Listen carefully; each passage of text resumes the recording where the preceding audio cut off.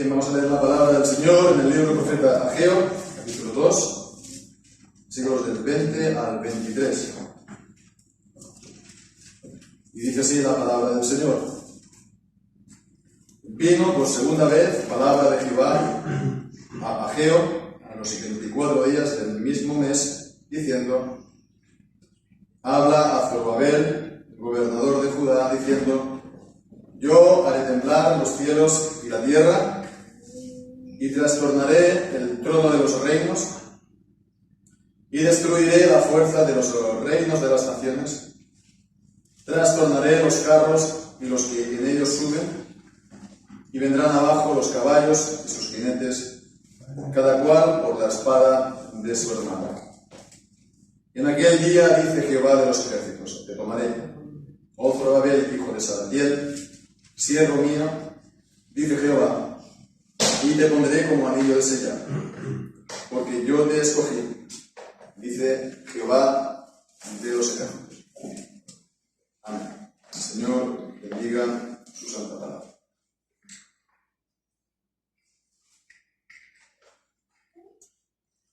Bien, pues así concluimos este libro de Ageo. Hemos estado considerando en estas dos últimas semanas. Hemos estado viendo que, en el contexto así histórico, sin duda, en el que vino la profecía, al profeta Ageo. Hemos estado considerando que era contemporáneo también de Zacarías, y que era en ese periodo, digamos, convulso, a veces difícil de seguir, en el libro de Esdras, en el libro de Ageo, Zacarías, ¿no? Después ya, en la Nehemías posterior, ¿no? Porque vemos ahí que había la reconstrucción del templo, pero había parones, había reinicios. Entonces esta palabra que vino a Ageo fue para impulsar, para promover la reconstrucción, la reanudación de las obras que habían comenzado. Lo vemos en el libro de Esdras, ¿no? Que lo estamos viendo, en el año 538-36, ¿no? Antes de Cristo, y en todo caso la profecía de Ageo es del año 500. Hemos estado viendo este contexto, y hemos estado viendo la pertinencia de esta profecía para nosotros creyentes, para nosotros la Iglesia, y no teníamos entonces ningún reparo de decir que la palabra que aquí se nos da en general, la palabra en particular, por ejemplo, de la gloria de la casa del templo reconstruida, la gloria postrera será mayor que la primera. Eso apunta a la Iglesia cristiana, y que eso también apunta a la restauración de todas las cosas, ¿no? De la que hablaron los profetas, ¿no? En Hechos capítulo 3 también lo estuvimos viendo, es decir, la restauración última de la Iglesia. Entonces vemos que la profecía, ¿no? Siempre apunta al futuro, siempre apunta a Cristo, y siempre apunta al reino de Dios que vino con el Señor Jesucristo, ¿no?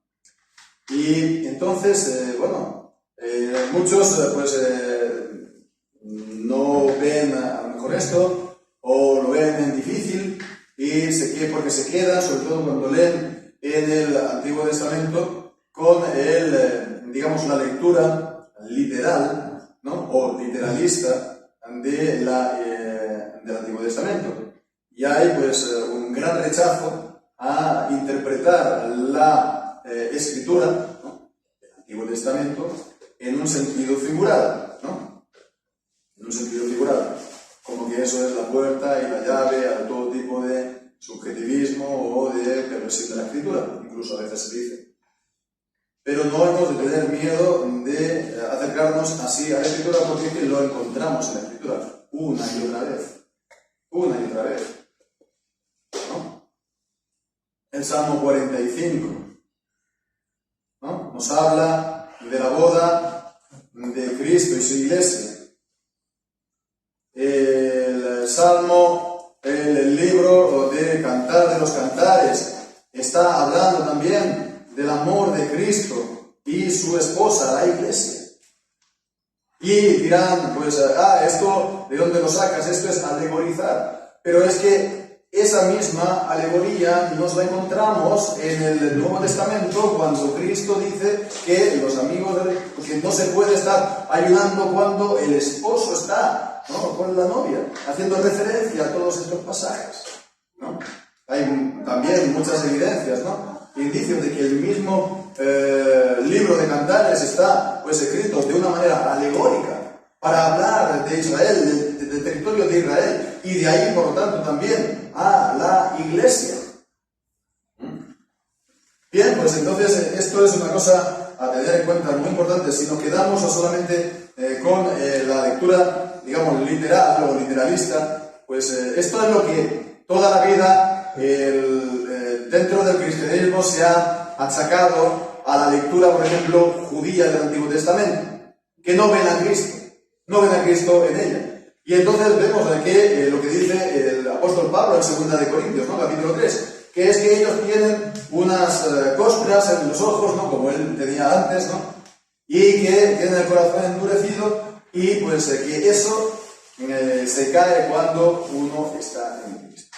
Pero no es una cuestión solamente de una lectura más o menos judaizante o no, porque claro, si es así, todas las promesas, por ejemplo, de la nueva alianza no tienen nada que ver con nosotros. La nueva alianza de Jeremías capítulo 33, o la restauración futura del pueblo capítulo 37, etcétera, etcétera, eso es para las tribus de Judá y de Israel, no para nosotros. Y entonces, si seguimos así, vamos a llegar al extremo que llegaron los dispensacionalistas, ¿no? De no solamente decir que todo el Antiguo Testamento en bloque no es para nosotros, sino también todo lo que en el Nuevo Testamento pues está diciendo, hablando de, o refiriéndose, o dirigiéndose de alguna manera a los judíos. Y entonces, pues, ¿qué se quedó entonces con nación? Pues es solamente con el Evangelio de Lucas, el libro de Hechos, y bueno, muy poco material, ¿no?, digamos, en el Nuevo Testamento. Y fijémonos también otra cosa. La lectura podemos llamar liberal. La lectura que podemos llamar modernista de la Biblia y sobre todo del Antiguo Testamento no es otra cosa sino esto. Es una lectura literal o literalista de la Biblia, ¿no?, pero que partiendo de la base de que no hay elemento sobrenatural. Que todo cuando la Biblia ahí habla de sobrenatural, de los milagros de Moisés, etcétera, etcétera, pues que eso no se dio así porque no hay nada sobrenatural, no hay ninguna intervención sobrenatural de Dios en la historia. Y que ellos, por consiguiente, conciben la Biblia no como un libro inspirado sobrenaturalmente por el Señor, sino entonces, ¿cómo lo ven? Como un libro humano.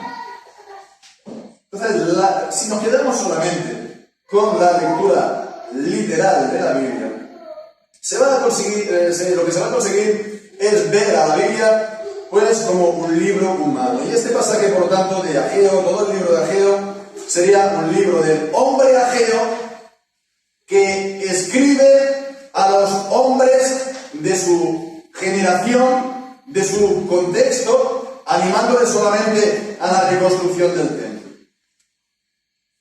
Y entonces, digamos, ¿cuál es la aplicación para nosotros a todo esto?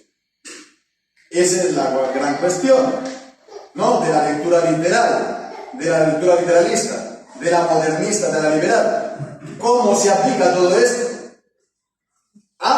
Si no habla de nosotros, si no habla de Cristo.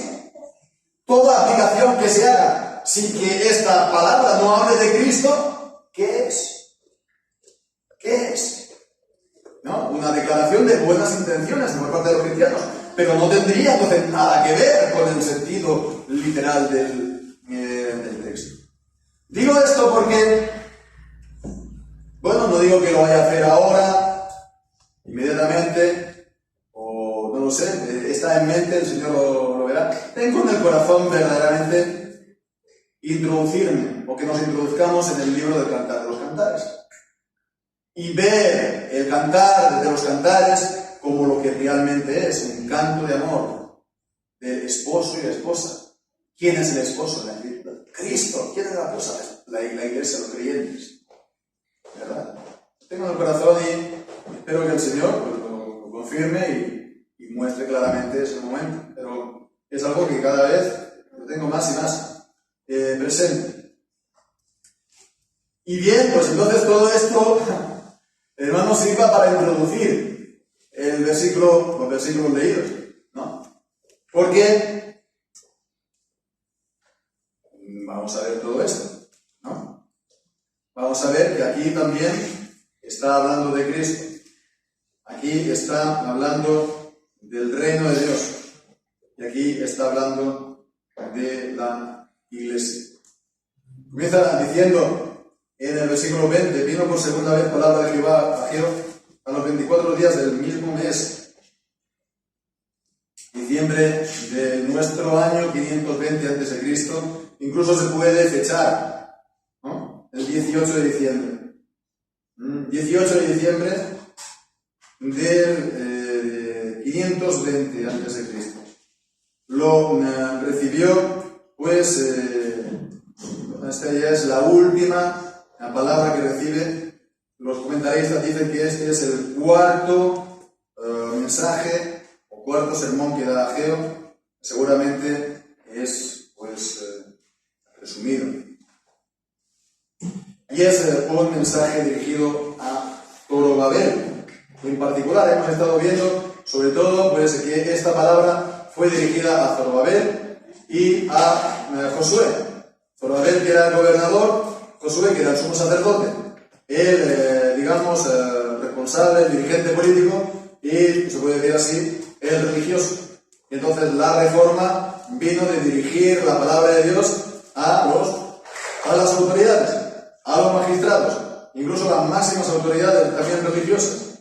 Eso es algo que también se dio, sabemos, en el siglo XVI, cuando vino la reforma. La palabra fue dirigida, sí, se predicó la palabra, pero fue dirigida ¿a quién? A las más altas instancias en la iglesia, primeramente, y después también a los reyes, a los príncipes, ¿no?, que había en Europa, e incluso al emperador de aquel tiempo, que era Carlos V, el cual, bueno, si bien no se convirtió, un personaje un poco ambiguo, el hombre, porque no se convirtió, pero tampoco quemó directamente a Lutero, ¿no?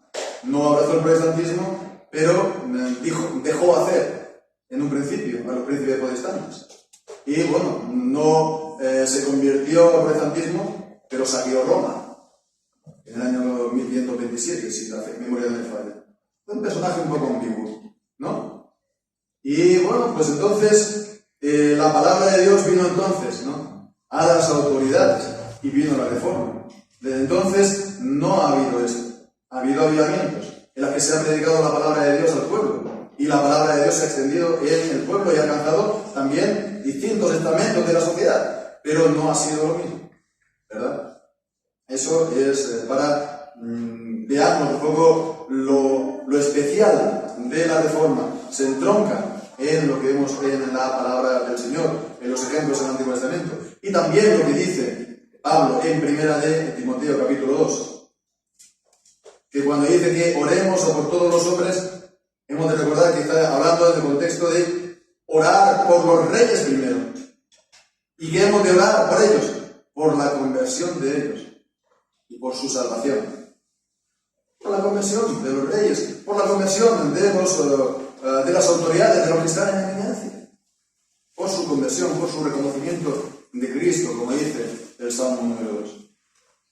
Habla Zorobabel, gobernador de Judá, diciendo: yo haré temblar los cielos y la tierra. Y vemos, acuérdense, que esto no es una palabra literal o literalista, porque esto habla de las conmociones que el Señor iba a traer con el advenimiento de su Hijo, con el advenimiento de su reino. Es lo mismo que la palabra del profeta Joel, cuando se vino el día de Pentecostés, y se derramó el Espíritu Santo sobre la iglesia. La palabra de esa profecía que leímos y consideramos también hace unos escasos, ya unas cuantas semanas, ¿no? En el libro de los Hechos, en el capítulo 2.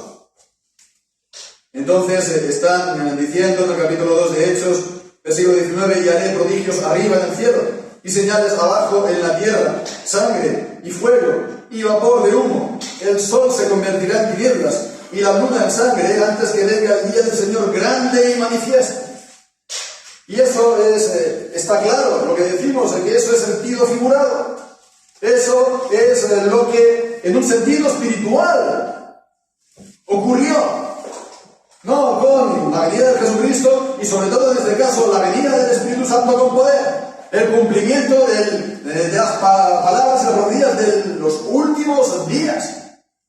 Y que cuando está hablando de todas estas perturbaciones cósmicas, se puede decir, del universo, está hablando pues que Él va a sacudir y Él va a conmover que las naciones.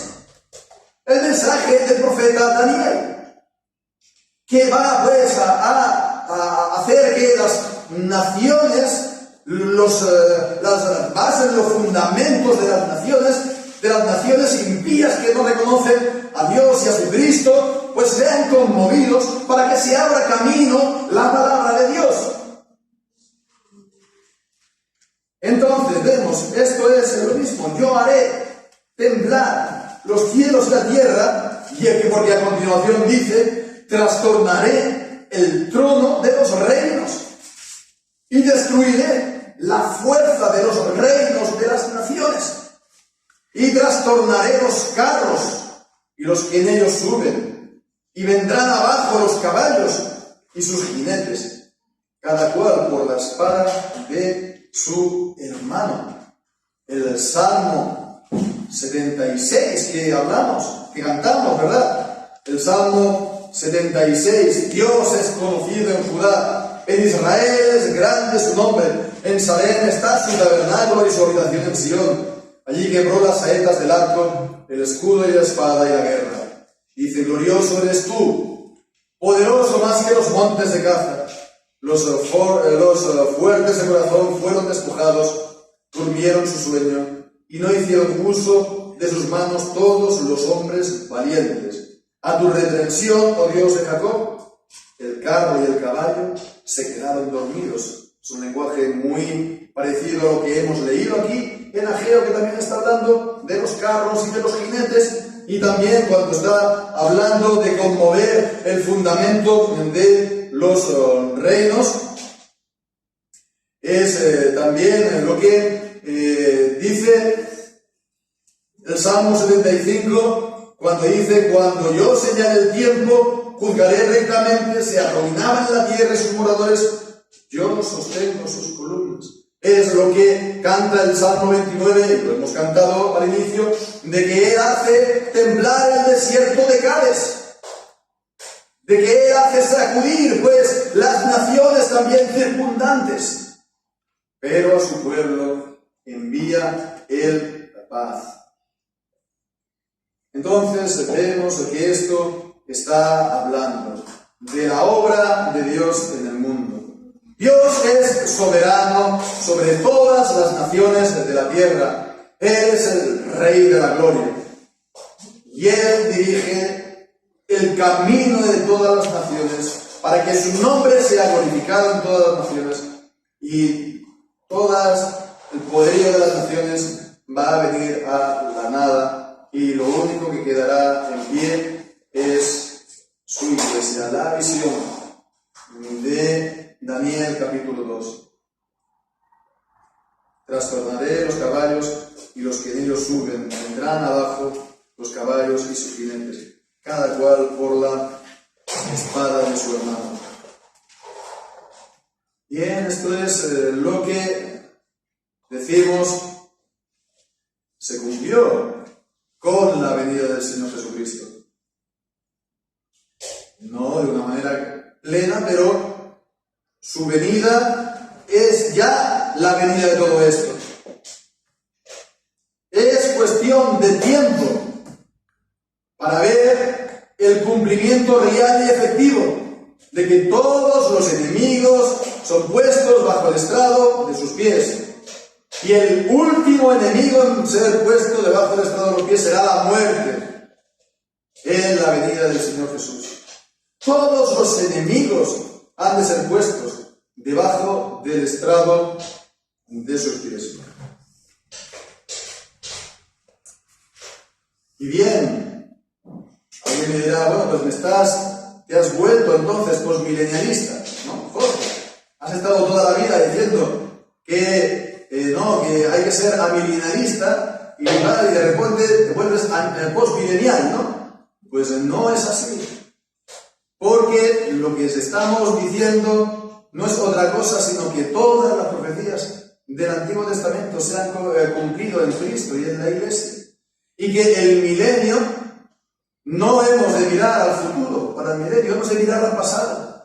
Hemos de mirar, pues, desde la venida del Señor Jesucristo, que fijémonos que sí, vinieron, pues, persecuciones, 10 persecuciones en el Imperio Romano, pero al final el Imperio Romano, que cubría toda la tierra, fue convertido y sirvió a Cristo. Y lo mismo las naciones de Occidente.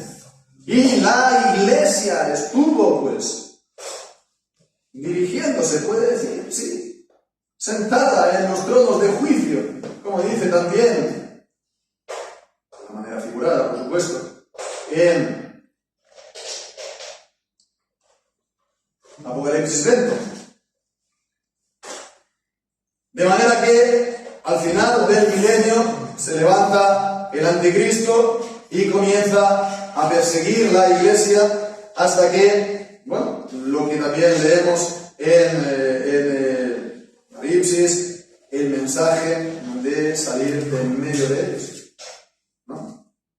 Salir de en medio de ellos y pues de cuando veáis la abominación de la desolación, huid a los montes con lo opuesto.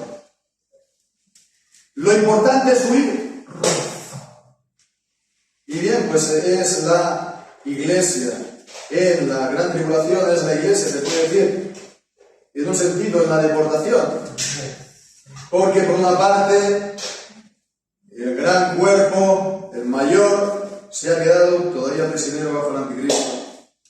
Y los que han logrado escapar es con lo opuesto y divididos y dividiéndose continuamente hasta el día de hoy. Divididos y dividiéndose hasta el día de hoy. Mientras que me decían que va a haber una jornada mundial de la juventud en Portugal, ¿no? Dentro de nada, católica romana, que asistirá aquí en el anticristo, y que solamente de España van a ir 70.000 jóvenes. Nada, no pasa nada. Vemos estas demostraciones de fuerza, de músculo, papista, ¿no? Y nosotros estamos divididos y dividiéndonos. A día de hoy, seguro, en algún momento, en algún lugar, se estará dando alguna división de iglesia evangélica. En algún momento, en algún lugar, aquí en España, en alguno de los países de Europa, en todo el mundo, seguro que hay cisma. Yo creo que debe ser una cosa diaria. Y mientras el anticristo se pasea de nación a nación, se presenta en la ONU, o se presenta a donde sea, en el Parlamento Europeo, él pues habla a los poderosos de las naciones, está ahí, incólume. Pero sabemos, pues, lo que dice la Escritura, que el inicuo está ahí hasta, bueno, que, como dice segunda de Tesalonicenses, ¿cómo lo dice? Como leía ahí en el capítulo 2.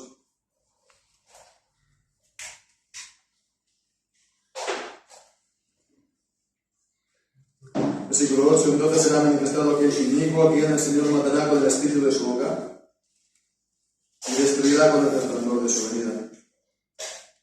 El espíritu de su boca y el resplandor de su venida. Vemos que en la Reforma, el comentario de Calvino, de los reformadores, no lo entienden de otra manera sino el ministerio de la palabra.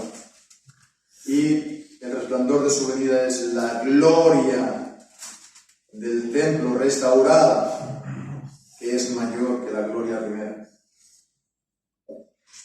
Todo esto que estoy diciendo entonces no es postmilenarismo.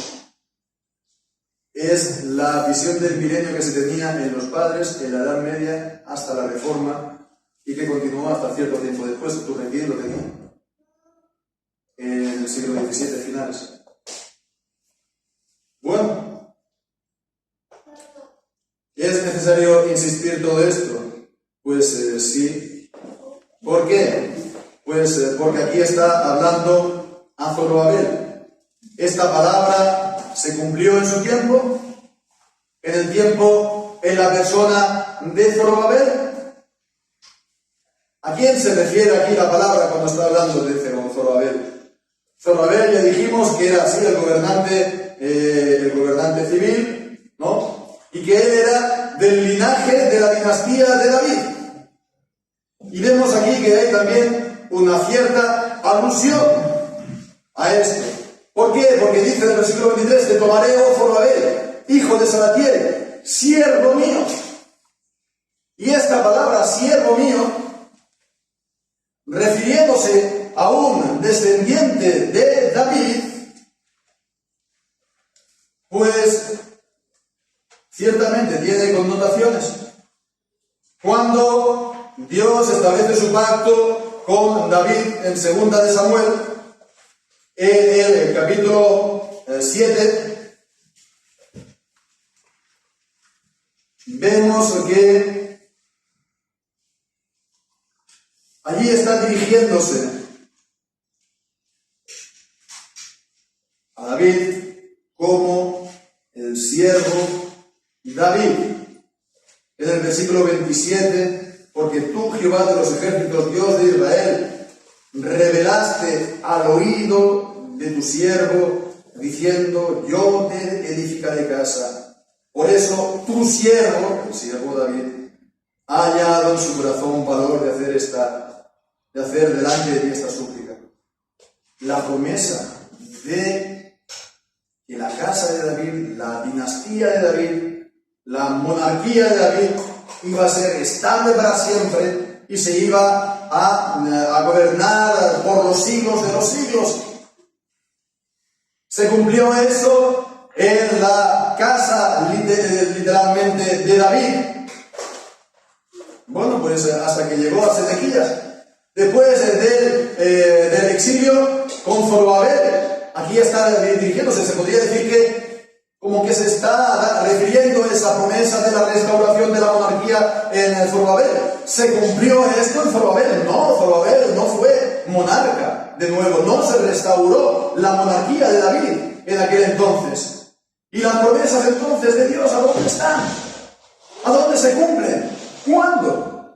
Pues se cumplen en quién, en Cristo. Y es todo lo que el Evangelio dice, que Él es el Hijo de David y que su reino no tendrá fin. ¿Verdad? Ezequiel también tenemos acerca de mi siervo David en el capítulo 34, cuando está hablando de los pastores. También habla de mi siervo David. Yo, Jehová, le seré Dios, y mi siervo David, príncipe en medio de él. Vemos, mi siervo David está hablando de una persona, de un descendiente de la casa de la dinastía de David. ¿Quién es ese? Jesucristo. Bien, pues entonces, en aquel día, dice Jehová de los ejércitos, te tomaré, oh Zorobabel, hijo de Salatiel, siervo mío, dice Jehová, y te pondré como anillo de sellar. Como anillo de sellar. Sabemos aquí que los reyes, que lo vemos en el Antiguo Testamento, tenían el anillo para sellar sus decretos. Y Jesucristo es, ¿quién? El sí y el amén de toda la promesa de Dios, quien pone el sello de confirmación. a toda la promesa de Dios. Pero no solo eso, vemos en Apocalipsis que Él es quien abre los sellos del reino de Dios.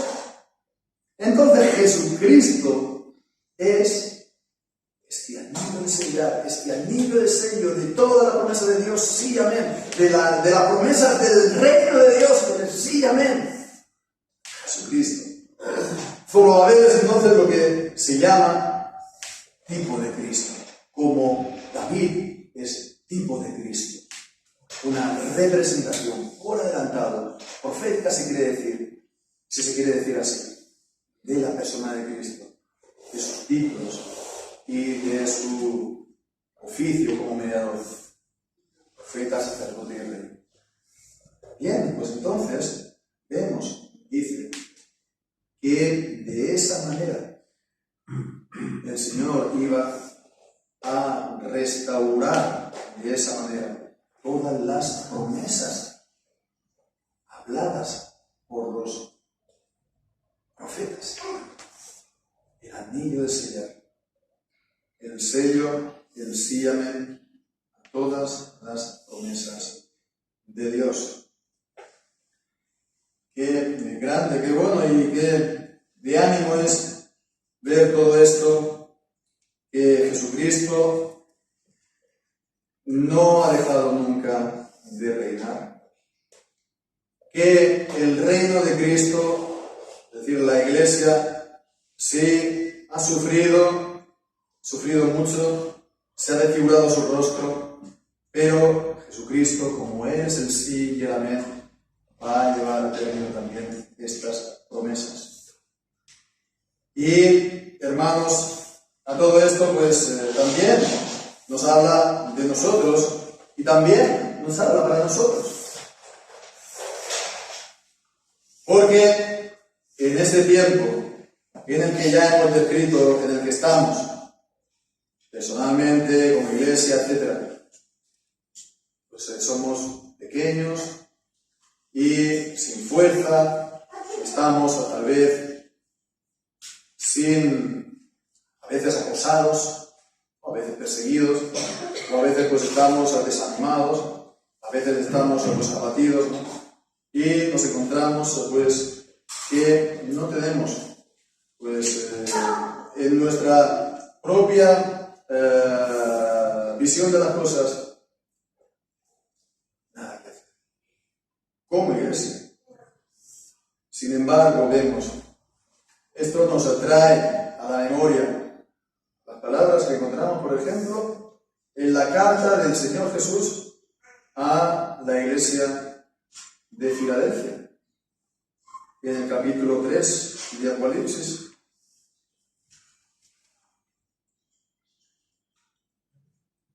Dice: yo conozco tus obras y aquí he puesto delante de ti una puerta abierta y nadie la puede cerrar, porque tienes poca fuerza. Poca fuerza, pero has guardado mi nombre y mi palabra y no has negado mi nombre. Y aquellos pues que estaban blasfemando y maldiciendo de ti, dice: he aquí yo doy a algunos de la sinagoga de Satanás, de los que dicen ser judíos y no lo son, sino que mientan. He aquí yo haré que ellos vengan y se postren delante de tus pies y sepan que yo te he amado, por cuanto has guardado la palabra de mi paciencia. Yo también te guardaré de la hora de la prueba que ha de venir sobre todo el mundo, para probar a los que moran sobre la tierra. Y aquí yo vengo pronto. Retén lo que tienes para que ninguno tome tu corona, la corona de justicia que el Señor tiene preparado para los suyos. Al que venza, al que persevere hasta el fin, dice: yo lo haré columna al templo de mi Dios, y nunca más saldrá fuera. Escribiré sobre él el nombre de mi Dios y el nombre de la ciudad de mi Dios, la nueva Jerusalén, la cual desciende del cielo de mi Dios, y mi nombre nuevo. El que tiene oído, oiga lo que dice, lo que el Espíritu dice a las iglesias. Vemos pues a pesar de la poca fuerza, etcétera, de seguir guardando la palabra no negar el nombre de Dios y pues continuar adelante, porque el Señor es el que abre y ninguno cierra, el que cierra y el que ninguno abre. Y el Señor ha abierto una puerta y por ella hemos entrado. Y por lo tanto, nadie la cerrará, a no ser que la cerremos nosotros, por nuestra infidelidad al Señor. Pero el Señor está cumpliendo sus promesas.